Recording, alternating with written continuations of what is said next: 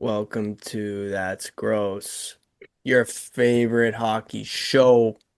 I got Jake and JB here with me. We're gonna talk some hockey. We're gonna talk just about everything that we can for you. But boys, how we doing? Throw it to you, Jake. How you doing? Not too bad. Christmas is right around the corner, kind of just done with uh done with work, ready to kind of just check out and spend some time with family, get through the holidays and then figure out what the fuck I'm doing with my life.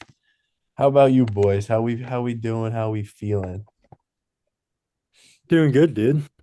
Gotta fucking not try to figure out my life after the holidays. Follow Jake and that. Nah, everything's good, man. Another day, right? We're all on the same grind here. Happy we get to talk about some hockey and kind of change some things up here. But I'm doing good. Mike, how you doing? Yeah, hanging in there, boys. I'll tell you that. Um, yeah, I mean, it definitely is. It's that time of year where you get to, the point where you have those questions, those internal questions of the fuck am I doing with my life? Um, is this what I want? And, there's just those existential questions that everybody gets to, some earlier than others. But yeah, I'm excited for sure to talk about, um, you know, hockey in general. I know the Bruins particularly haven't been too great of late, but it happens. Um, Anything new with any of you guys uh or really not really? Really not really. Yeah, not much new. I had my company Christmas party. Did I tell you guys what happened with that? No. So I think I talked to you right before on the phone, Mike, before I went in. You were going to the game that night. But I got there and like all week they were saying like, "Oh, like we got a surprise for you guys at the Christmas party." So like and you're thinking, "Oh, it's going to be something good. Like we're getting something." Nope. Get there and I see my fucking name on a karaoke Christmas caroling list. And I go, "Fuck that. I'm not doing that." So we had dinner. They fucking gave their bullshit speeches about everything. And then like one of my buddies that I was sitting with, like the CEO and owner walked by and you're like, "Oh, you guys ready to sing?"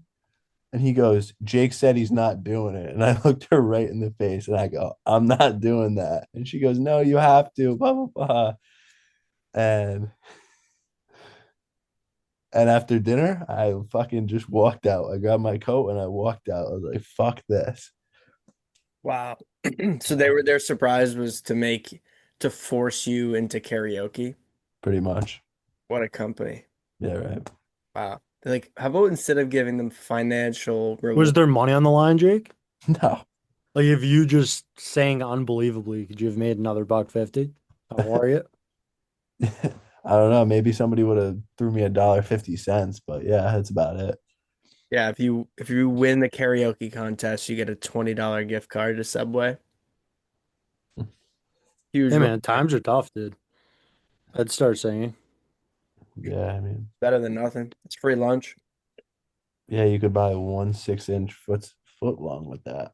That didn't even make sense, but Yeah, that was crazy, dude. 6 inch foot long. That's what I call my song. Anyway, yeah. One thing I thought we could talk about, we'll see how interesting it is, but something that JB and I were talking about on the phone earlier today was just self-driving cars. Like we've talked in this pod a lot about the nightmare of driving, and we were getting into a little conversation just about the future of driving and you have a couple beers, how nice it would be to just get in a car and the thing just drives you home.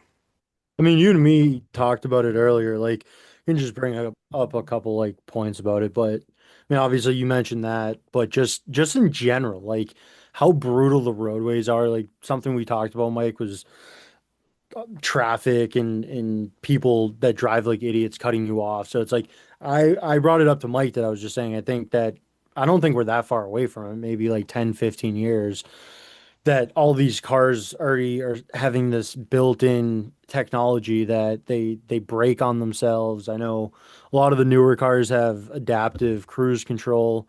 So it's like I brought it up to Mike just saying that pretty soon here, like cars are going to be talking to each other and hopefully that results in like less car crashes, less fatalities. Because I was telling him about a stat. I think I could be wrong. I think the numbers are correct, but it was like one. It's like 1 in 100 people Die in a car can accident. will be in a fatal car accident, and then it was like 1 in 11 million will die in a fatal plane crash. I mean, obviously, if it's any type of plane crash, you're probably dying, but it is just crazy how like that's our main source of transportation every single day. Like, Jake, how long do you drive? Like 45 minutes to work? 40 minutes? Yeah, 45. And it's like you must run into a solid amount of just idiotic drivers that like if you could like what time do you get in your car? Like 7 a.m. maybe? Yeah, like 7:15 is So like when picture I that, like to right? leave. You look out your window, double click the lock, get your car remote start, right? It's all warm. You My get car doesn't in, have that, but I yeah, know, but hypothetically, if you have a car that drives itself, it's probably not the car you're driving, right? true. Probably not. All right. Let's use our So creative brains right now. yeah, Let's get we into gotta it. lock in a bit here All right. Choose this. because literally in outer space. So your car's warm, you get out there. You don't need to get in the front seat. Hop in the back. Hour ride to work, no problem. Kid Yeah, gets in well, the back seat. Try to not get bedhead, but dude, you could snore for the next hour. How True. good does that sound? Yeah, I mean, sounds pretty good. And you look at like what we got going on the road today. It's just like, dude, like you said, these people are just so fucking stupid. and there's Like just so many of them. everywhere. It's not even on the roads, everywhere, dude. There's Like just so people are many just people. fucking stupid. Everybody and their mother has a car, and we were saying it just kind of it's getting to the point where there's too many cars on the road, and it's like it's only even getting worse. And you So know what? You know what I've been like seeing a lot of too, which like not to get political, but it's a fucking real problem. Illegal immigrants will come over, get a CDL, drive a fucking 18 wheeler that they have no idea how to drive. And like, I don't know if you guys have ever been in an 18 wheeler, but like, like, it looks like a spaceship if you have no idea like what you're doing. mm, And yeah, like, if you fucking make one wrong like movement, you're gonna kill somebody. well, more than one you're probably gonna kill like 17 people because that thing is so Yeah, exactly. hard to pile up on the highway. Yeah, I've I been mean, seeing a lot of fucking. you definitely shouldn't. There should be a standard to driving that. Like it should be much harder than a license and all of It that. is harder, but like somehow like they're obtaining them.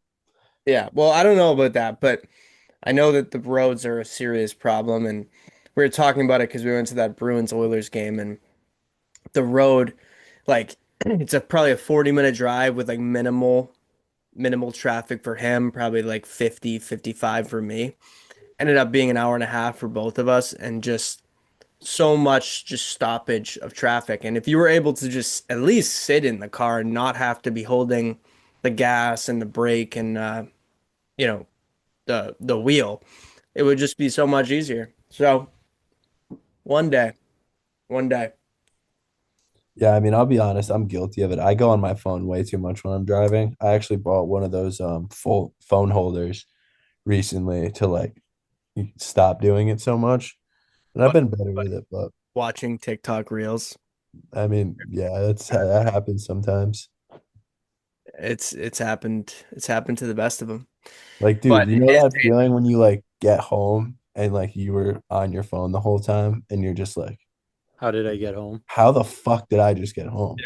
well, I'll be honest, that drive from the Bruins game home, that was one of those. Like I so I realized I should have gotten gas when I left TD Garden, and I was like 4 or 5, I was probably like 7 miles from my house at like, almost midnight coming back from the game. And we had a couple drinks at the game, I had a couple IPAs, ended up washing them down with a fucking, talk about a foot long. I had a foot long sausage That was pretty good, but I actually had to take a loan out on it.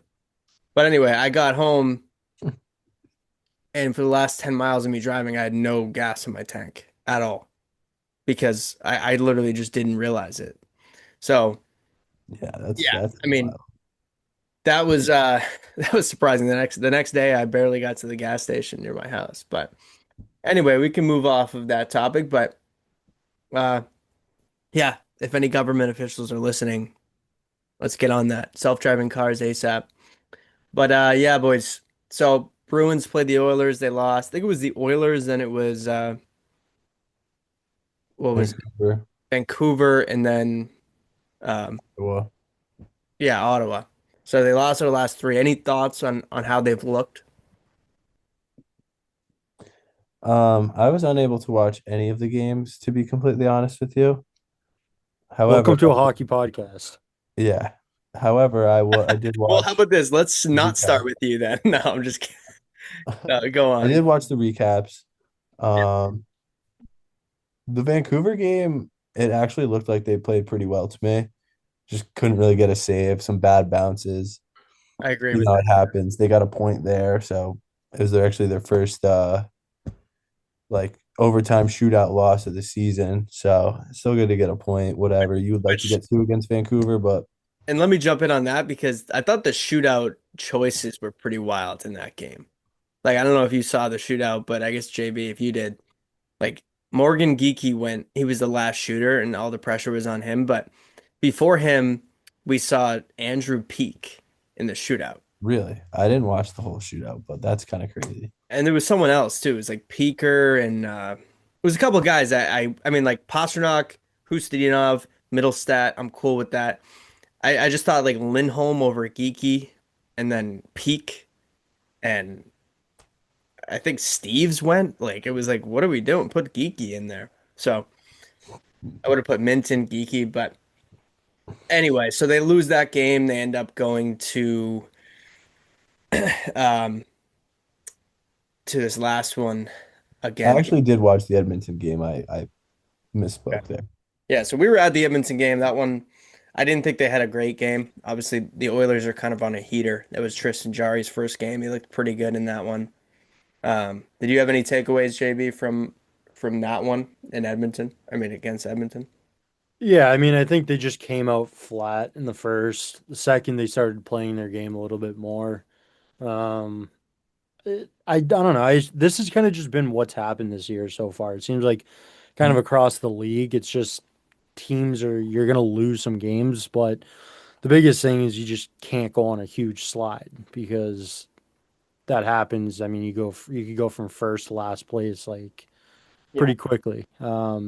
So I don't think that they're that far off from their game. I think they just I don't really know what it is. I don't know if they're just tired or I mean, still have some injuries in the lineup that they're trying to deal with. Arvidsson has been out, so I think it's a mix of that. Plus, they have a little bit of a break here for Christmas, so I think maybe we're looking too far ahead to the break and not finishing off strong. So all I can say is tomorrow's game is going to be a must watch. It's going to be probably electric to be in that building. Bruins Habs right before Christmas Eve. So Yeah. Well, you talk about like looking ahead to the break. I feel that with this team a little bit, and like you said too, just how good the league is. Like you really, no team is really able to just you can't show up every night with your best effort. And I think especially this Bruins team, they have to win by playing everyone's got to be going at their best, which is, it's hard to do over 82 game season. So there's definitely elements of that. Um, I agree. Pastrnak did just say too, this game is the biggest game of the season so far, which, it is crazy how it's like so drastic, but the league is so tight right now. I forget where I was going with that. well, it's fun too because like I feel like for a while there, Montreal wasn't like competitive. So it's like now it's like you are starting to get back that rivalry because it's like this Bruins team. I agree with you. I think it is tough because like the type of game that they need to play, like obviously, like you said, you need all four lines going. Everyone's got to be clicking, but also the way that they play. Like they're winning games because they're just being super physical. They're getting pucks out of the corners. They're being hard on pucks. So like they play a game that's trying to grind down the other team. But I mean, when you're going back to back, it's not an easy game. Like they're not beating you just with skill. Yeah. So I think I think it's tough for the regular season. I think if they're able to get into a playoff spot, that's where you look at this team and it's kind of like a could be a sleeper Yes. because they've been playing these types of games for so long, and it's the only way that they are able to play. Yeah. Yeah. No, I totally agree. I mean, you look at that Ottawa game, it was a back-to-back. Granted, they're at home, but the road trip they just came off of was pretty extensive, right? Like it was Minnesota, was it Utah, Minnesota, or am I mixing that? I mean, I know they played Minnesota. Either way, they were all over the country. They get back right before Christmas break. They got a bunch of games.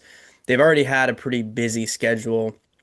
They play a really hard style, but felt like that Ottawa game, they kind of got bullied, to be honest, and that's probably a sign of like a little bit of fatigue kicking in, and good thing there's a break coming up. Although a couple of these guys won't be, uh, They've you also looked pretty brutal against Ottawa.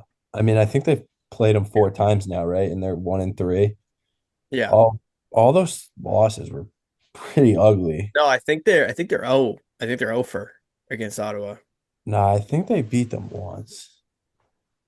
Either way, like I'll check, they've but been I'm scored on. almost positive they beat them once. You They've have been, to do 5 push-ups if you're wrong. but they've Okay, been scored on by Ottawa like the most by any team they've played. by So, far. so obviously, like I agree with what you're saying. Regardless, they Ottawa has their number. They kind of play a little bit of a similar game, and they got more offensive firepower than the Bruins do. So, um, There's yeah. always so much barking, dude. Like watching Kachuk just feeding the bench. Like Oh, what when about Zadorov was doing it, like what do you think about that? Because that play, it looked like okay, a little bit of chirping. Kachuk, you honestly gotta love it as a hockey guy. Like, he is.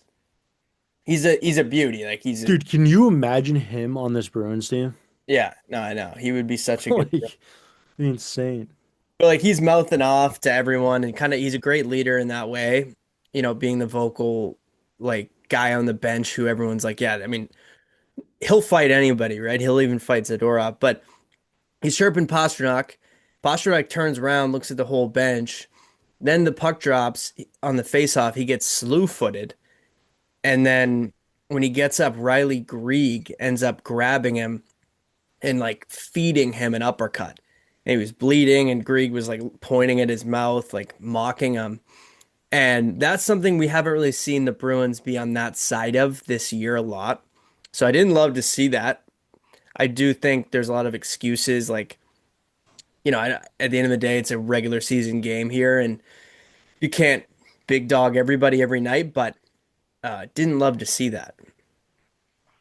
No, you don't want to see. I mean, you don't really want Pasta in that predicament. They're getting slew-footed, and then you respect the fact that he's willing to go. But it was just funny watching him, like the jackhammer fight. He just tried throwing 40 punches in 2 seconds and lost his own balance. But um, yeah, I mean, I don't know. Would have liked to see like Jeffrey VL in the lineup and just I know. tell him to go absolutely AWOL because it's kind of what they got to do. But it's just a weird timing, I think. I mean, you got Christmas right around the corner. I'm curious to see how they look tomorrow. I think the biggest thing too is like they're not a team that can really sleep at all, especially in the first. Like I feel like we've seen that a few times on these games that they lose. It's like they just come out flat, and then it's like they put together a decent second period halfway through the third, and then it's far enough away from them that you can kind of see them just get deflated, and Yeah. it's too far away. So it's like it's tough because I don't think they're too far. It'd be nice, I think, if you had one more, like we've been screaming for it now for some time. But like you just need that one more guy, like Yeah. whether it's down the middle or just another firepower that Yeah, you have it in Morgan Geeky, but outside of that, it's still streaky. Like Yeah. we all sitting there looking at like Steve's and being like, "This is it." Like Middle at least stat's the been Denovs, better.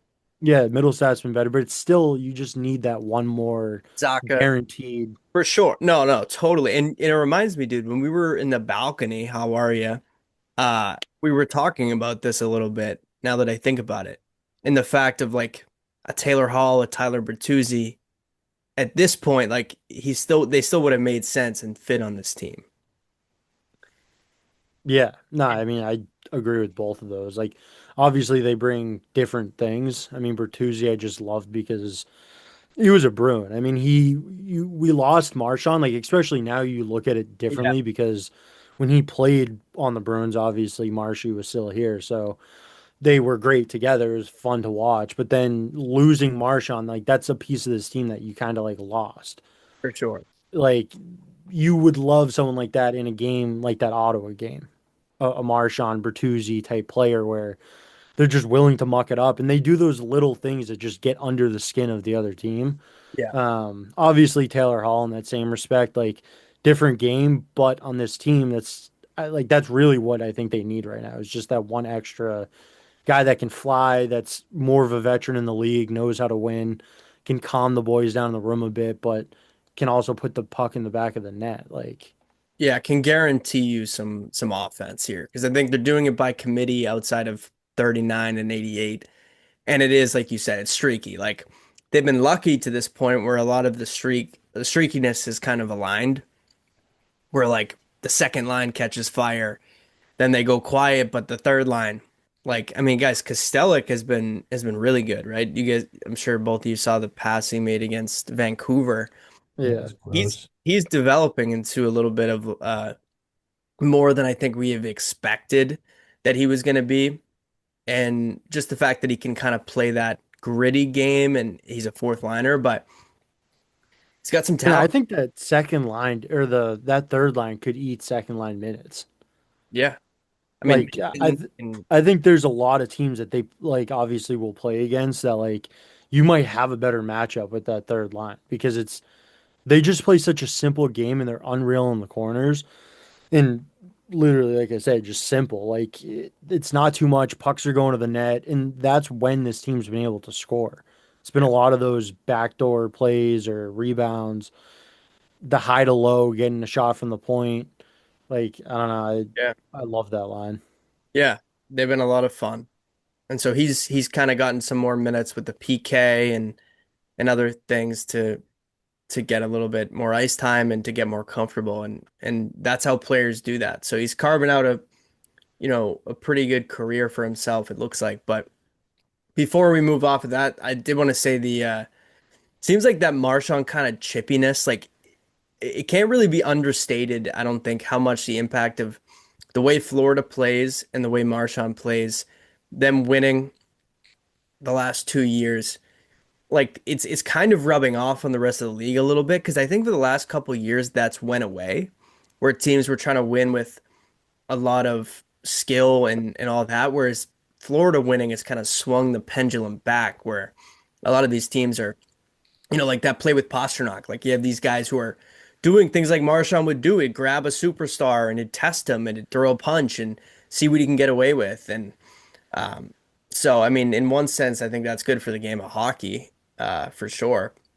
I also do want to say I think it's pretty clear. I haven't heard something from Jake here, so I think I was right about that stat. You can let me know. But I do want to say too that the penalty kill has been really what's been eating them lately too. So, that's probably a sign of fatigue, and no one wants to get hit with a puck in the teeth either, after seeing McAvoy. Yeah, I mean you just can't go in the PK that much.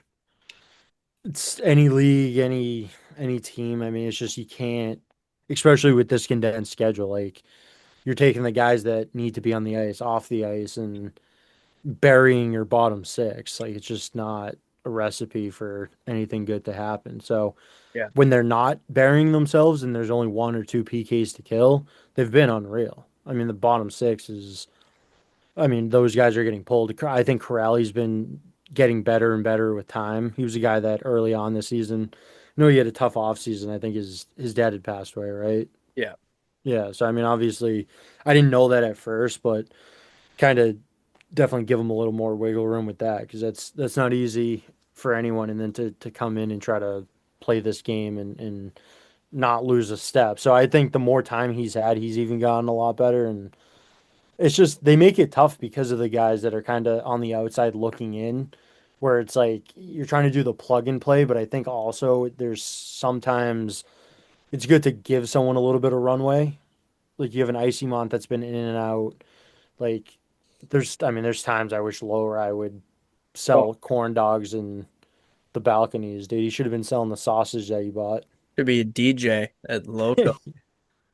He Yeah, honestly would probably rather that some nights. I know. They're going up against like an auto. He's like, I don't really want to deal with this forecheck. Yeah. I'll DJ.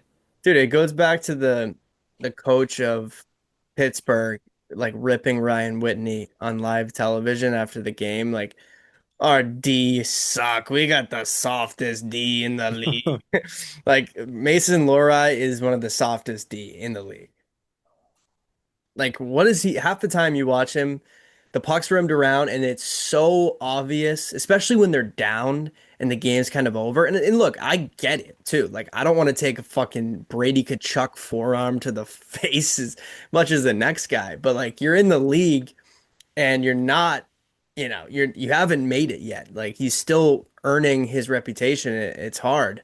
And it's just so obvious he just ducks hits and he doesn't want that physical contact. And sometimes it's really ugly for him.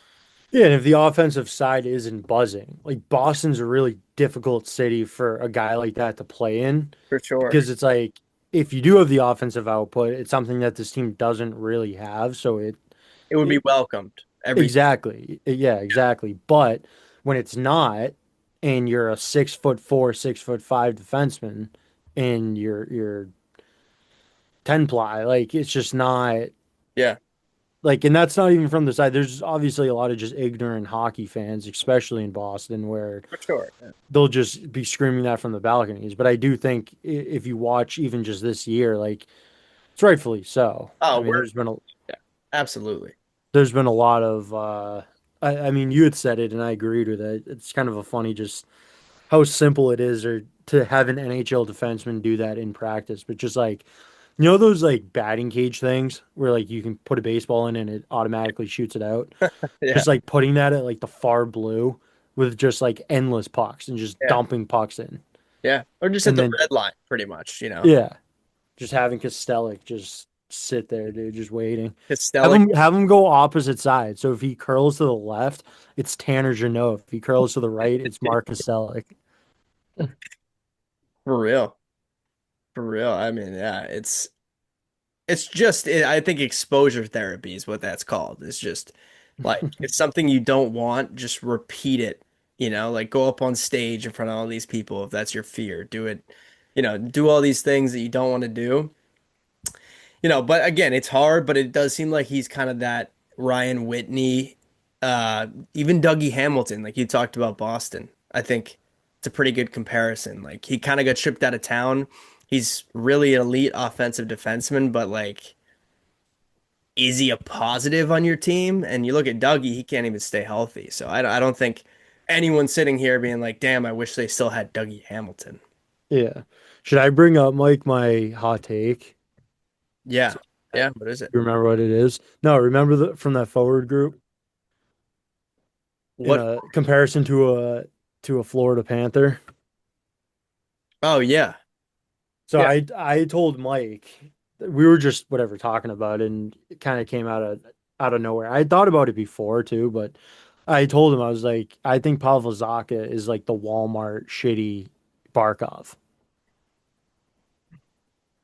Yeah, I mean, I'd say that's a pretty good comparison. Like 100%.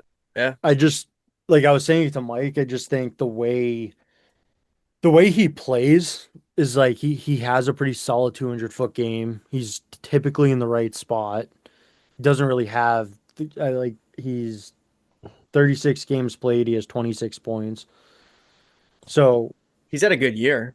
yeah, he's had a great year. I mean, if he can continue this up. And the I would Bruins are happy, but I would even add to like the Barkov thing of like he like Barkov kind of has all the tools, like people like to say, like great skater, he's strong, he's got a great shot, he's strong on the puck. Defensively, he's strong, like takeaways. He can make plays, like he can play with elite players. Like he's got all these skills. Barkov just kind of puts it all together. But I would say Barkov is more of an example of like he's got all the tools in a toolbox. And you know how the saying, he's got all the tools, no toolbox. It's a little bit like what a guy like Zacha kind of has been in his career. I think he's improved a lot since he's came to Boston, no I doubt. think his biggest thing is like I think he has all the tools and he has a tool belt, but he only has like 5 slots for the tools. So he's kind of jumbling these extra tools, Mm. and then it sometimes takes away from the tools that are in the belt. He's got to find a home for the tools. he's got too many tools, not enough spots. Because think about what we've said, right? If we backtrack to just previous conversations, we've always joked about like he looks like his dad's in the stands just evil eyeing him the whole game, or David Pasternak's feeding him if he screws up a pass. Like, Like Mitch Marner's dad in the crowd. yeah, yeah, that clip. But it's kind of like that. But then when you start thinking about it with this whole tool belt, obviously it's a joke, but like it makes sense because it's like sometimes he just like almost gets overwhelmed. And it's like you look at like a guy like Geeky, and it's like he's exploded and he's just his shooting percentage is unreal. Yeah. It's Yeah. like I would love to see a guy like Pavel Zacha just sometimes not do the pass and take the shot. Yeah. Like we've Yeah. seen it, dude. He can lay into shots, whether it's a one timer. I mean, Yeah. he's pretty sick snapper. So it's like that. It's like sometimes maybe we should take a few tools away from him and just leave him with what he needs. Hmm. Pass and shoot. That's all we need. We Well, should go in the room, dude. They should invite us next game. yeah. I mean, I will say too, like a guy like Geeky and Pastrnak, like the offensive capability and like elite ability usually comes from confidence, I would say, right? Like obviously Pasternak's a better shooter than 99% of the league, but I think part of it is also this like ego. A little bit it's like swagger. Like where it's like this is going in. Fuck you. I'm I think it's the culture in hockey too, though. Because I think that's a hard thing with hockey is like it's easy for a Pastrnak for sure and for Geeky now to take shots like just top of the circle. Screw it, I'm gonna let one rip. I yeah. feel like some of these other guys like they think about it more because it's like if you're just ripping shots and they're not going in and it's just Sure. turning into turnovers, then it gets like tough. Yeah. Because that's the whole thing with hockey, really, is like, why do guys not want to take the shot? Well, they're trying to give it to someone else that either has a better look or a better shot, whatever. Yeah. And it is like I'm agreeing with what you're saying, but I do think that like that's kind of the hard part with hockey culture because think about that's the whole thing of like how much you actually touch the puck in a game. Yeah. Like Like sick. you're not touching it much. Yeah. Like throw it in a 60-minute game and then your split of actual ice time that you're even out there.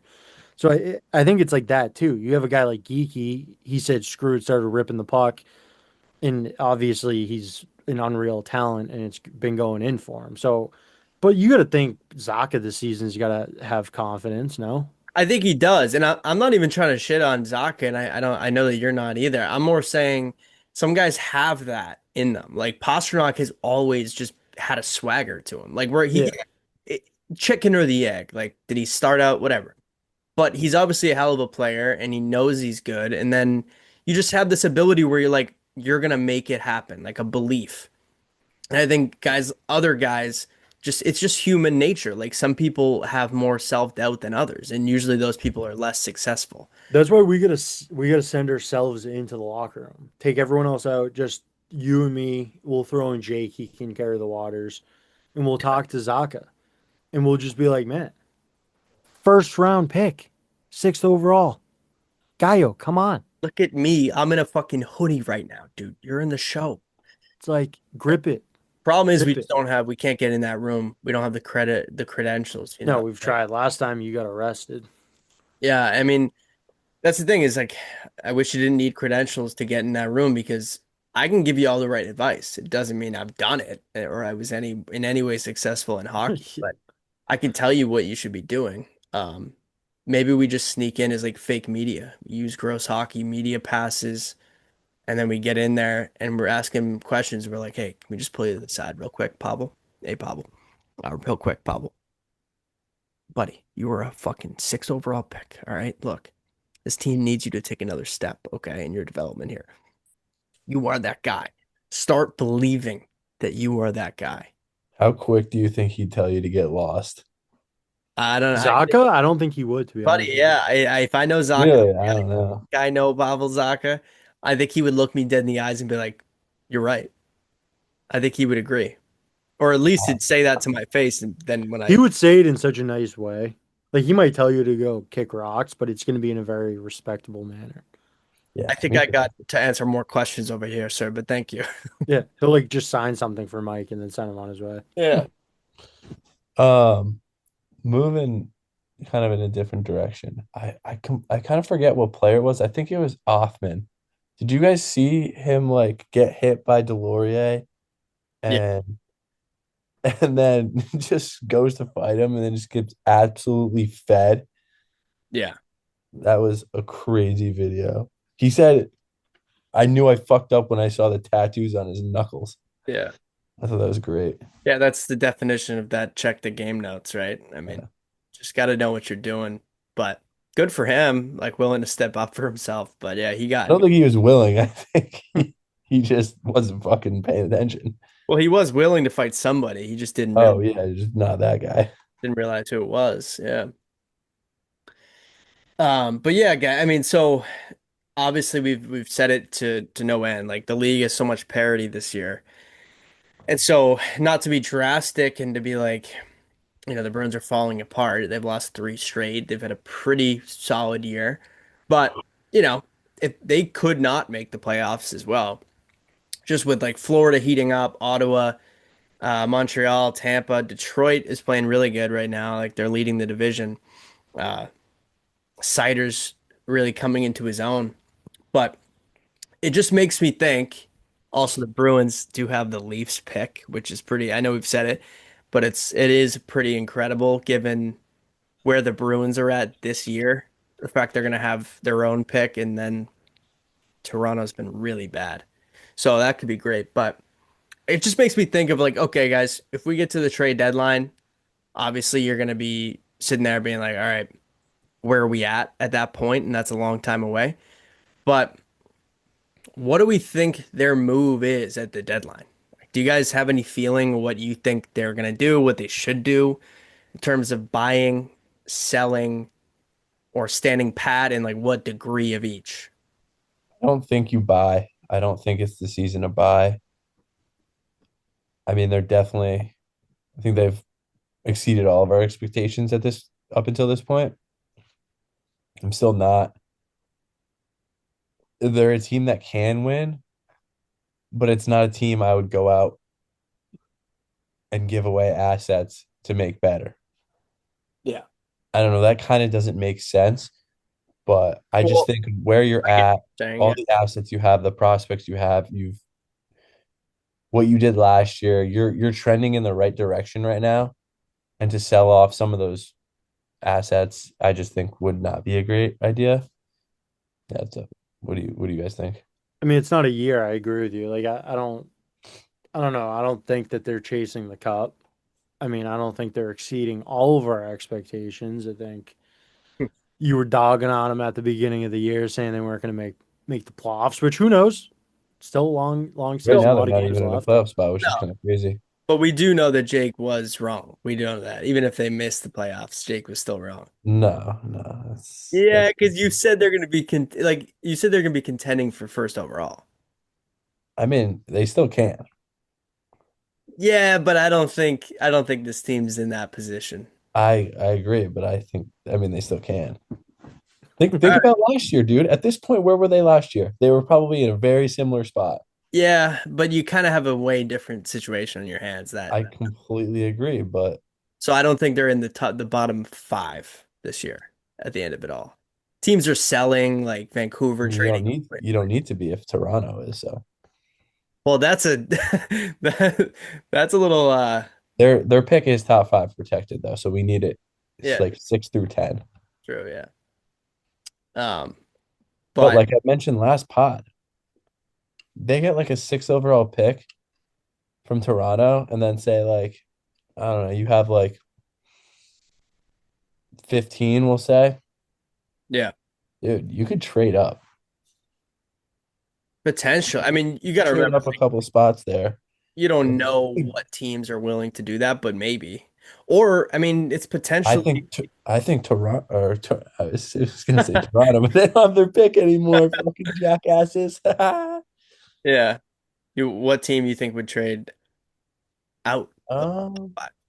Because like most teams are gonna want that like top five pick if they have it. I mean, so if they had six and like 15, say you move, you'd only move up. There's only five spots you could move up. So first probably wouldn't. Second probably wouldn't. I'd say like third, Yeah. move up 3 spots and get a 15th overall pick Mm. in a deep draft. Like think about like Vancouver. I feel like they would do that. Like Yeah. they're entering a rebuild. You're still gonna get a really good player, and you're gonna get another really good player. Yeah. I think it obviously just depends on what both teams look at the rankings as, right? Like some Yeah. teams might love the guy they can get at two, three, or four, and six they don't really care as much, right? So I mean Like it's The Ducks a couple years ago, they took Seneke. That kid was supposed to go like he was projected like 13th. I mean, clearly it worked out great for them, yeah, but they could have traded back a couple picks. Clearly, they didn't want to take the gamble. yeah. But yeah, it's similar situation. Yeah, for sure. I mean, it's an interesting thing to bring up. I don't know much about the prospects outside of McKenna, so I don't know if that's worth it even on the Boston side. But yeah, I mean, it's an interesting conversation piece for sure. Uh, but where was I going with that? The what The was my Bruins and the deadline. Oh yeah, yeah. Yeah, I agree with both of you. I think that it's not the year to buy.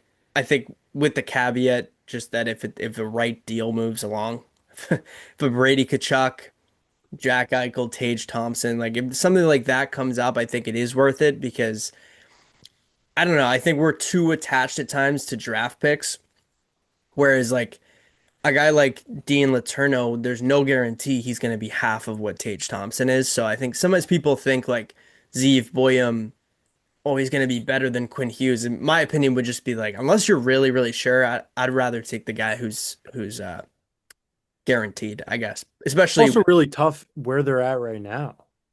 yeah, Like this team isn't, it's not super young. Like yeah, like the core. the prospects, it's like the guys that are like in college now that could potentially be like you look at like Hagens or I mean Letourneau, I would say that probably he's probably going to do another year. Who knows? I mean, he's been playing unreal, but I don't think one more year at BC would hurt him. Um, but yeah, like you look at the main core of this team, mainly talking David Pastrnak, like you'd like to get a piece or two pieces that fit right now that are in that age bracket that because now that just gives you that solid window of like we can now fully attack the next Yeah. 3 4 years, whatever it is. And but obviously it's tough too. You got to make sure that those are the guys that you're ready to go to war with because the lineup's changing. Like, what are you doing with a guy like Elias Lindholm? I mean, there's still a lot of questions I think in this lineup, Yeah. and this year's been good because like you have a Pavel Zacha, like maybe he's giving you more than what you thought. Is he over the hump now of becoming more of a complete player or a guy that you can expect, X amount of points from? Like, where do you think Pavel Zacha for both of you guys? Where do you think he finishes this year for points? He's at 26 points right now through 36 games. So essentially a little under halfway. He's at 26. So I'd be on like a 55 point pay. I think he can break 60. Um, Yeah, 60 is where you'd want to see him. Yeah. Yeah. Because Ideally. then you're an effective middle six kind of forward. And to your point about Lindholm, I agree. Like that's why I feel like their most likely move is not Tage Thompson, which is obvious to say, but their most likely move is to say, okay, let's try to win by 2030. We got what, 4 years until that comes. So in the meantime, we develop the prospects we have. We take the picks, they stacked up at this draft. And ideally, you take all these picks, all the prospects you drafted last year, and then the players you brought in the last year or whatever since the last deadline, Casey Middlestat, um, Fraser Minton, these kind of guys. I think you're just trying to continually develop them because Pavel Zacha, Casey Middlestat, those guys are still like not even 29. Casey Middlestat might be like 26. McAvoy's probably 28. Um, Geeky's 26. So you aren't like super old by any means. You're not in a spot where like Hagen's is like 18 years old. Like he's a long ways away from I think being dominant, but who knows? Who knows? So it'll be interesting. Do you guys think they're gonna sell? Do you think there's any chance? I mean, I guess there's a chance, right? But Yeah, I mean, I think like a Victor Arvidsson, I wouldn't mind moving off from. Yeah. yeah, then Especially like an Like, expiring deal. you could put yeah, another guy in that lineup. Like, Steves can stay in consistently. yeah. Yeah. Yeah, I mean it's kind of like the just weighing your options a bit. Like the biggest thing I see for the Bruins is that they have a lot of like they have a lot of the bottom six guys. There's a couple now that who knows you might be able to have a little bit more than what you thought in Hustadinov, Steves. But it's like they almost reflect both. Like you have a lot in that top six that are kind of like are they top six guys? Like a middle stat or like a Pavel Zacha. Like Yeah. you know what I mean? Like there's no like defining attributes that they show right now that it's like you even really want those pieces still, depending on what I think the value is on them. Like who are you able to move at the deadline that some of these other teams, because we've seen it get crazy in the past, that some teams might value, one of these guys, and it's like, Yeah. damn, like this kind of changes the trajectory of what we're able to get in return or whatever. It's tough because you're probably getting a prospect or Yeah. That's why I don't see Middlestat as a guy that you move just because I don't really know who's gonna like for a playoff run. I don't know that a lot of teams are gonna look at him and be like, we need that. I think he makes more sense with Zaka to be Bruins for this next couple of years where you're trying to win in this window to see what you can get out of them while you try and develop more Pastrnak and Geekies, right? Because like you said, there's really no one outside of the top six, outside of Pastrnak and Geeky, that you look at and you're like, they're top six forwards for sure. Right now, it's Middlestat, Zacha, Pastrnak, Steves, Lindholm, Geeky. That doesn't, that doesn't scream cup winner right there. But yeah, Fraser Minton, I mean, he's an exciting player. Fuck. I mean, the Bruins could really that Carlo trade could actually turn out to be incredible. yeah, I Yeah. mean Brandon Carlo, dude, come on. Yeah, he's kind of brutal. But yeah, I mean, there's not a ton really other than what we've covered, I think, to talk about. They haven't looked great. It happens. Hopefully they can keep fighting. I'd imagine they stand relatively pat at the deadline. Um, who knows if they fall? Yeah, I could see them making a trade like certain guys like Andrew Peak. If they don't think they're going to make the playoffs, maybe these guys on expiring deals you try to get a little bit back for and then say, okay, next year we're gonna, have more picks and go into this, again, because the league is just so good, but we still like where they're at. We didn't think they're gonna win the cup this year, but I do still like where this team is at. Um, Think we see the Vladislav kid tomorrow. Saw he dressed in warmies the other night. oh, what is he, a lefty or a righty? I think he's a lefty. Yeah, shoots left. Fuck, take He Lohrei. So many left-handed defensemen. What's up? I said they have so many left-handed defensemen. Yeah. I mean, honestly, I wouldn't mind giving this kid a little bit of a chance here. He's 24, 6'2", 198. He played 11 games. He's 3 points. He's a +3. Yeah, I mean, why not? Give him a shot. Second round pick, 21st. Yeah. We said, I mean, maybe Lohrei, although he did score the last time they played Montreal, but um, haven't liked Lohrei as of late, so I wouldn't mind that. Bring a little bit more heavy game, and that'll be a fun game for sure to watch. So, yeah, I mean, other than that, guys, what I was thinking is you want to put together a little Canada roster, following up what we did for Hell yeah. USA. What? Sure. All right, because the one thing I will say though is we got to do this way quicker than what we did last time. Because Yeah, we that were was brutal, and then editing it, I was like, dude, this is. I'm sorry yeah. for whoever listened. I'm sorry. Can't you just stop the recording now and then we'll build it and then just talk about it? I feel like it's cool to have the discussions about it, but we just need to do it better, which I think I know how to do. I feel Um, like it'll be better the second time around. yeah, we'll be okay. We always learn. I feel like there's a lot more definites on this team. You know what I mean? 100%.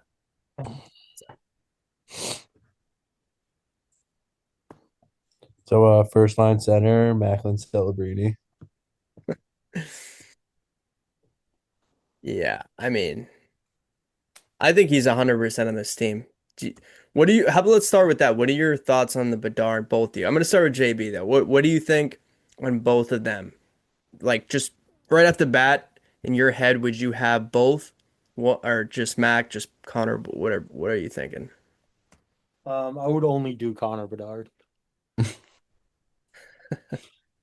Shot at Jake. No, I mean, I think without like seeing or I don't know, I guess seeing all the other guys, like I kind of want to see Geeky make this team. So like I'd love to see like if I had to choose, I'd probably go Macklin makes it, and I would do like Morgan Geeky over Bedard. I feel like Geeky's not gonna make it though. No, I don't think he I is I either. really But hope he does, but I just don't think he will. What do you guys think about Connor McDavid? Nah, scratch him. Yeah, guy's kind of overrated.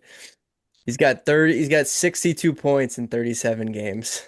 He McKinnon's got started the season real slow too. I know McKinnon's got 61 though. And Dude, he has like 20 points in his last like he has like 24 points in his last like 8 games. It's crazy. yeah, I saw imagine some Boston having one of those guys, dude. well, I saw some stat about McDavid's had more points in 37 games than Matthews is on pace for in the whole year. Yeah. Yeah, Matthews is only on pace for like 54 points this year. I mean, Yeah. that's a dumpster fire over there. I Dude, mean, I've been saying it, like not the guy. you gotta think that eventually he figures it out a little bit more, but dude, it's bad over there. People are saying they lost the room. And I heard the Kachuk's podcast, they were talking about just, and Matt Kachuk has said it for a while. Brady is a little different about it because he's in Canada, but he's chirped Canada teams so much, just the fact that it's tough to play there. Like it really is. And it's just funny hearing it from a guy in the NHL, which is why it's cool they have their podcast and he's grown the game a lot despite, obviously we're not huge Kachuk fans as Bruins fans, but like it's undeniable. And, I was just saying like they run guys out of town. Stuart Skinner is a great example in Edmonton and Mitch Marner now. And already you're talking about firing the coach Berube. And is that really the issue here? I mean, I don't know. It seems like that room just can't figure it the fuck out. But Yeah, anyway, they're definitely missing Mitchie. yeah. Do you guys have? All right, hold on. So Yes, definitely have Marner on there. so we got McDavid and McKinnon. Those are my locks, right? Then you're talking. I'm gonna go by points here. You got to have Celebrini on this fucking hockey team, right? We all agree on Mhm. that. Yeah. I think you go down. You look at Connor Bedard. I think he's next in points. Mike, filter by NHL because then you're getting all these WHL guys. Yeah, but I'm filtering by points. I wish you could filter by both. Look, NHL only. Just Where's click that? that. Where Right is next to the team Above the filter, grid. NHL only. Down. Dude, you're hovering right by it. that? Oh, I see. Good call. Good. Wow, Bedard is the next in points here available. He also did get hurt, so I think that like doesn't help his case. I don't know. I feel like you might have to put this fucking. Is he only making 4.4? I'm pretty sure he's still on his rookie deal. No, that kid, that's not Yeah, real. he definitely is. This is his third year. This is the last year of his rookie deal. Wait, rookie deals can be that high now? No, that's just incorrect. Oh, okay. I don't know Interesting. where that number came Yeah, from. that is weird, huh? All right. Do you guys think he makes this team? I know it Um, depends on the I'm injury. going yes. yeah, I'd say put him on the Oh, roster. the team. Kale McCarr, yeah. Shifley's a tough one. Because there's just so Throw many. Brad on there. We know Brad's making it. Um, yeah, we know Brad's on the team. Crosby's on the team. Do you guys have? Marner. Yeah, Marner. Yep. Marner and Reinhardt. All right. Drake Batherson's a point per game player this year. Well, that's the thing that's funny too, right? You're looking at it like, fuck, how many guys they have that are point per game? I know. Wilson's on it for sure. Okay, but then all of a sudden we still don't have Shifley, Johnston, Suzuki, Geeky, Batherson, Bo Horvat. I think Hagel makes it with him being Or playing for Cooper being a huge factor there. yeah, I mean, fuck, there's so many good players here. It's very hard. So, all right, so our lineup right now, they already have. We said we're gonna do 14 forwards. They got 3, 5, 6, 7, 8, 9. So we have five. Braden Point, I know he's on that team. Oh, he's already named. Where the fuck even is he? You think Crosby plays on the wing with like Yeah, or I think he'll definitely be in the top six. wow. Okay. You guys want Shifley or uh, Personally, I liked Jarvis on that team a lot. So if I was the GM, I would be bringing him, but he's a guy that's definitely on the fence and heard a lot of mixed things about them bringing him. yeah.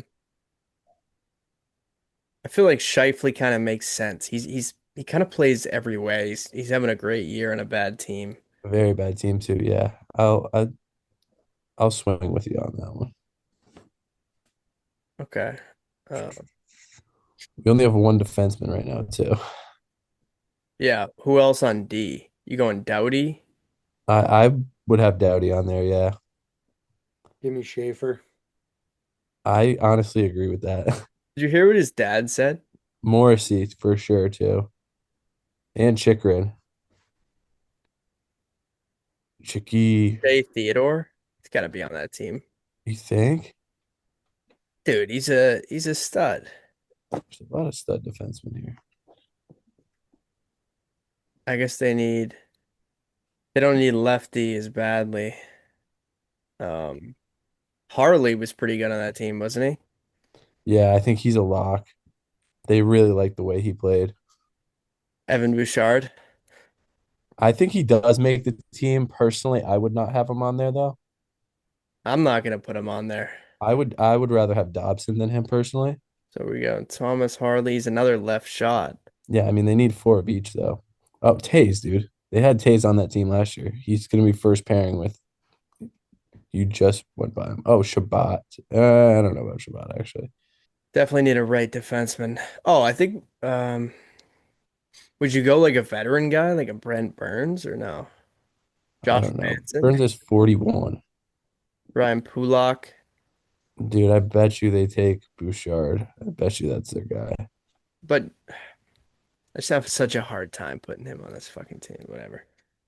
All right. Was he on the Four Nations team? He was, right? Was he? I don't know. We still need three more forwards now. Like Wyatt Johnson, I haven't heard his name once in this fucking lineup. He's a hell of a player. Yeah, I don't know. I feel like they got enough young guys though. Suzuki, I feel like you Yeah, gotta put Suzuki, I would like that. I would Yeah. like him on that team. Horvat, I've heard his name thrown around a lot too. Tavares, I've heard him. Tavares, Hagel, because right I now think Hagel will make it with the Cooper connection. And we only have two more spots. Keep that with in him mind. dropping the gloves at Four Nation, like that definitely like proves himself He's having a big pretty time. good year. Konechny was on it last time too. Yeah, I think he's coming out. Mark Stone, Yeah, he's got to be on there. he Dude, gets there's no. Oh, he's only played 18 games. yeah. Yeah, I think Stone makes it. I think he's our last guy. No Sam Bennett. Bennett hasn't been that great this year. No, but I think he's picked it up in the last little bit. Like the Yeah. Panthers have kind of stormed back into being a little bit better of a team. It's also tough too, like only thinking points. Like Yeah, no, I agree. Sorry, sorry to cut you off, but totally. I mean, right? It's like playoffs. Doesn't really regular season doesn't really matter that much. I think Reinhardt's on that right wing with McKinnon and Crosby there. Then Brad Marchand. I would say Brad Marchand's three. Yeah, there. Shifley where Bedard is. Bedard's definitely not going to be playing center if he's cracking this lineup. And we'll just have him on the outside for now, and we'll go like that. I'd put Point over probably where Shifley is, and then Shifley where Suzuki is. Personally, Yeah, I mean, Point hasn't had a great year at all either. But I don't know. That's just what I think. all right, I'll do that. I feel like I like Suzuki though. I'm gonna have. Okay. But this is such a hard team to make, though, man. It really No, is. dude, it's stacked. It's insane. All right, cool. And then we just got goalies. So now go to goaltender. I mean, the big ones right now are uh Bennington, fuck. Is he gonna make this team? I think he does. Oh my God, he's been very bad this year. I mean, he won it for them last year, so I feel like he's got to be he's on it. got to be one of the three. They really don't have that many great options. No, they don't. Tristan Jarry. I think Logan Thompson will be their starter though. Yeah, I think his numbers, like let's look at it by not by wins, but by save percentage. Nico Dawes, Blackwood. I mean, I feel like you probably got to go Blackwood and Thompson. Thompson. Yeah, I think that makes the most sense. Yeah, I like that. In whatever order, like I'll probably put him here and put Bennington down until, we'll see how it goes. But I like that. I mean, dude, Macklin with McDavid. Is Marner a good fit with that? I mean, you could even look at it being like put Wilson up there, you know. I don't hate that. Yeah, And then damn. Crosby, McKinnon, Dude, Reinhardt. that's an insane top six. Yeah. Team Canada. I mean, it's gonna be so fun to watch this, like because for US, like they're no joke. Obviously, you look at their Matthews as being one of their, he's their captain, and it's like fuck. But they I don't got a think really good is group. he named the captain yet? I don't know, but he I don't was think they named the captain yet. he was last year though, right? He was last year, but I think it's new year. I agree with you, but I just mean like he's been seen as that. And Yeah. then you look at this team, but with the skill that the Americans have in the goal scoring, if their advantage is on defense and goaltending. Oh, for sure. So if they can, they're incredibly skilled at over for the Americans too. So if they can really get to their offensive game and physical and being in the corners and getting the crease, they can really. And obviously we know they already almost beat them, but both teams did not have McCarr, or both teams didn't have their stud defensemen. McCarr and Quinn Hughes were both out. So those two will be game breakers too. So it'll be a lot of fun when that comes. All right, guys, enough of that. Christmas is coming up. I wanted to kind of end this on a light note. So, can either of you remember one of your favorite Christmases that you've had, or Christmas gift that you got, or a tradition that you do that kind of has a special place in your heart? Oh, I got a good one for you. So one year I was pretty young. I don't know, maybe like 8 or 9, 10, and opened all my gifts and like thought I was done. And like there was a little note like in the bottom of the stocking, and my mom was like, "Oh, like you forgot one." And like it was just a piece of paper like folded over, and it said, "Go downstairs." So I run downstairs, and there's a hockey net in my basement, and I was ecstatic, just so excited, just loved hockey, just wanted to shoot pucks whenever I could. So that was a pretty special Christmas. I think I actually slept in the net that night, like brought my my blankets and my pillows down and like For literally real. slept in the net. For real. Yeah. This was last Christmas. He Yeah. slept in his Brad Marchand jersey inside of his street hockey net in his basement. It Wow, might that's have even been beautiful. pre-Brad. That's beautiful, man. JB, anything that comes Yeah, to your mind? I I had it was a Christmas that we went through like all the gifts, and it was like the last thing that I hadn't opened, and it was like hidden, and I was kind of rattled because it was like at that age I was probably like whatever 10, 11, and it's like it was mostly hockey stuff that I was asking for. And it was a stick. I'd asked for, I don't know if you guys remember this. It was the old Warrior Bentley. It was like white. It was a stick. And I wanted this thing so bad, dude. Kept asking. It was the original Warrior Bentley one. And I was kind of bummed just because like I went through all the gifts and didn't get that stick. And let's see. It's tough because these are gonna pull out all the new ones. No, it wasn't that one. These are like the new ones. I think it was like I forget the name. I know it was Warrior Bentley, but it was like white and type this in differently than I did. Takeout hockey stick. Just because it should pull up the same thing I'm looking at. Yeah, there it is, dude. Right there. The middle? Yeah, that one. Like So on I right. wanted this, yeah, I wanted this twig, dude, for so long. So same thing, go through all the gifts, didn't get it, and then it was like something similar to like what Jake's was. Like they gave me a note or told me to go in the other room, and it was wrapped, but obviously you can make out what it was. Like it was a Yeah. stick. So, but yeah, I What was is so it? hyped. Yeah. Yeah. Like, did you buy me a car?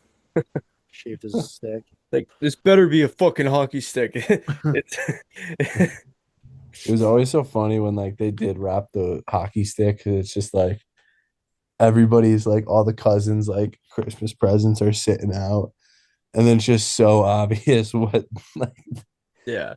is in the fucking I wonder wrapping paper. who's getting which hockey autist is getting this clearly a hockey stick wrap. Yeah, right. Yeah, I mean, good answers. I mean, it's funny. A lot of the memories are hockey. I asked this question and I really had a hard time like remembering specifics. Like I obviously had good Christmas memories and stuff, but I don't.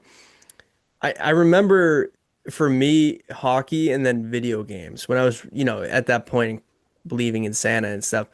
I was big into video games and I probably got an Xbox or a game that I really wanted at some point. And it is funny how as kids you're kind of like sometimes there's a little feeling of entitlement. Like you said, you asked for a gift beforehand, and then you don't see it at first, and you kind of get this attitude of like, what the fuck? Like I asked for this thing, like I should get it. But parents, my parents were always pretty good in terms of getting me stuff. I mean, hockey equipment and all that. So, any traditions? You guys do anything like going to like Yankee swaps or anything like that with your families, or no? No. Wow. And not really. We do like a brunch in the morning, and then We used to do it where like, because like obviously everyone was younger and Christmas was like a bigger thing. So then we would go to my grandparents and have like a dinner there, but nothing like really crazy for like actual traditions or. Yeah. Yeah, I I mean, honestly, I think Christmas Eve is kind of underrated though.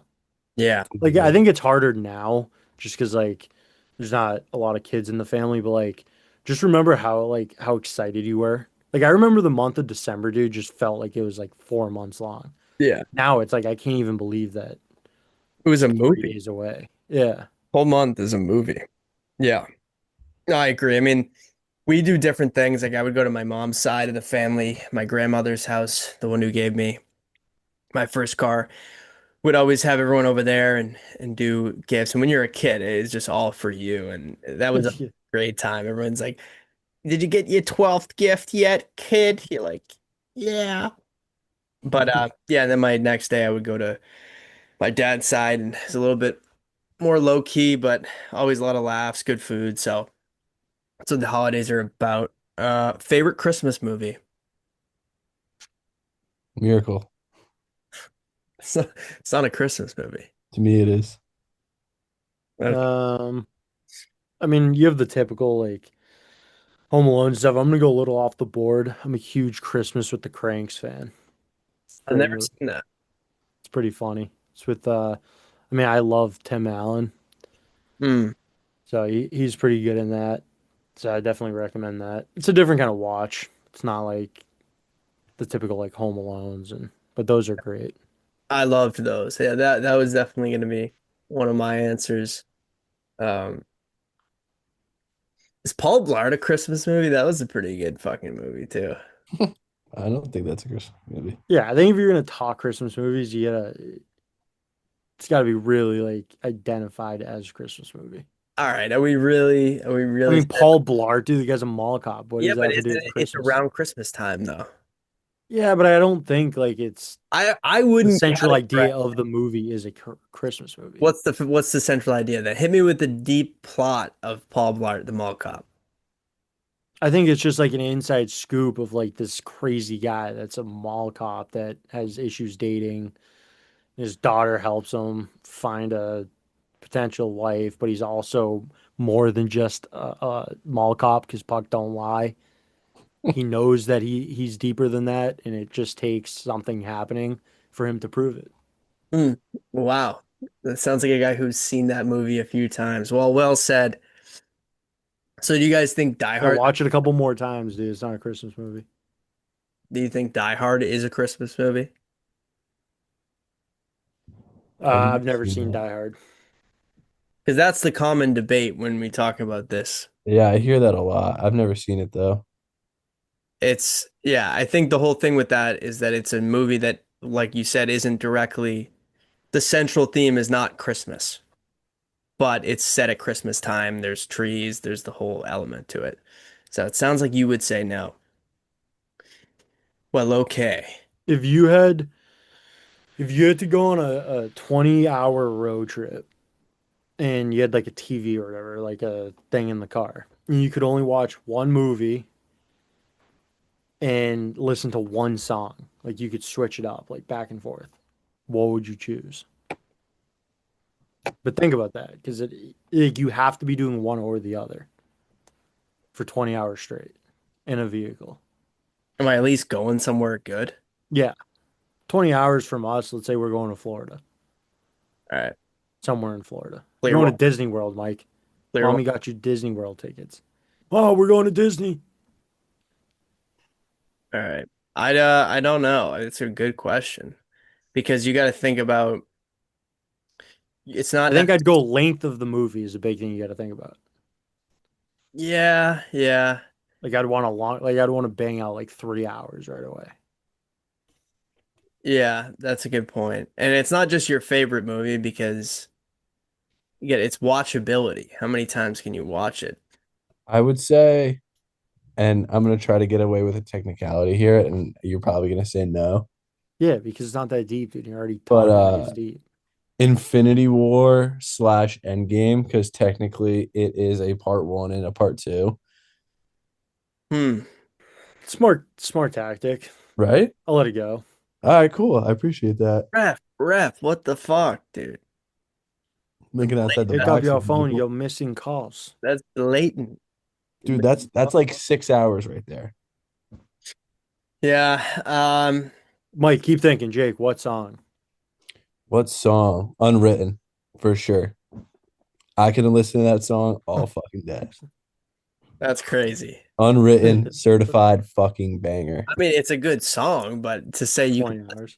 you can listen to that song for 10 hours, you honestly are probably in an insane asylum or should be. What song would be a good song to listen to for 10 hours? None. Freebird, how are you? Mm. That's not a bad one, actually. I would say I would say Life's Like That by Mike because nothing special about that song, but it's not a song that I think would get super repetitive. Because any song with like a catchy chorus, I think for a couple hours you would get sick of it. But something that was more of just like quiet and like a steady, like kind of like a EDM kind of relaxing, like almost like you're listening to meditative music. That's what I would choose. And then I would go with, I was gonna say Moneyball, but I feel like I would get sick of that. So I'm gonna say Happy Gilmore. It's a solid one. I think you just can't get sick of Happy Gilmore. It's got everything. It's funny. It's got the emotional part to it. I think you might catch a couple things that you didn't think were funny on the seventh time you watch it. I was just gonna say that, yeah, I think a lot of the very small details in those movies you like miss. Because Yeah, then when you watch it back, you're like, damn, I didn't even remember that that happened. yeah, So exactly. yeah, I'll stay. Happy Gilmore was gonna be mine, but I will stay on the Adam Sandler train. I think I would do. I like Big Daddy. That one's pretty funny. That is funny. It's a solid movie, and it's like just. I think comedy's the way to go though, because it's just like that stupid humor that it's more so like it's a movie you can throw on in the background, almost look out the window, just listen to it. And then I think I'd go Woosaw by Mike. Because I think at some point I would be losing my mind and I would Yeah, need to calm down a bit. you would need it. You would definitely need a woosah. But yeah, so there we go. That was good. Woosah, woosah, fuck the hoopla. Yeah. Yeah, guys. Well, sounds good. What's your favorite hockey movie? Is it Miracle or is there anything? Miracle, Yeah, no doubts about it. no doubt. Um, There yeah, I mean, isn't I would, a ton. Goon is great. yeah, I would say Goon. I was a huge fan of the Mighty Ducks. I was too. The second one was the best one though. Like, I'm just saying that also just bring up something different. I definitely think Miracle is the way to go, but Yeah. Mighty Ducks was solid. Yeah, I think as an American, it's hard to not say Miracle just because it was a real thing that happened and it was crazy. I did see, so we actually before we go here, quick shout out to Jim Craig, the goalie, repost, that the Miracle post that we made that we took from somebody else, uh but Thanks for reposting something that we didn't make, but That's Gross Hockey was on it, so. yeah, but awesome. Oh yeah. No, but he's a clearly a legend, and he actually is like a motivational speaker now. And I saw he went on when Julian Edelman's podcast, and I just thought he made a good point. He said that Miracle, he thinks the name doesn't do it justice, doesn't do the game justice, because it wasn't a miracle. And they said, "Well, what was it?" And he said, "Hard work. It's not a miracle. I like that.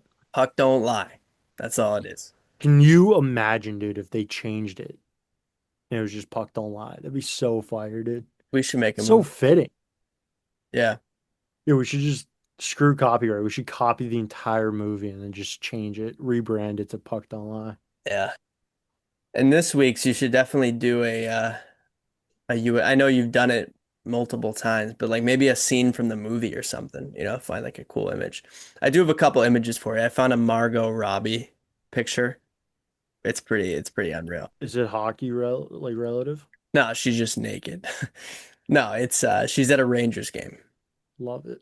It's a quality Yeah, picture. I actually started on Puck Don't Lie. I typically don't wait till like the night before, like one of our other Dude, get executives. the fuck out of here, And then bro. I have to listen to him and someone else fight. Get the fuck out of here, Dude, I bro. spent 4 hours doing that, dude. All right, that's it for this week, guys. Thanks for listening.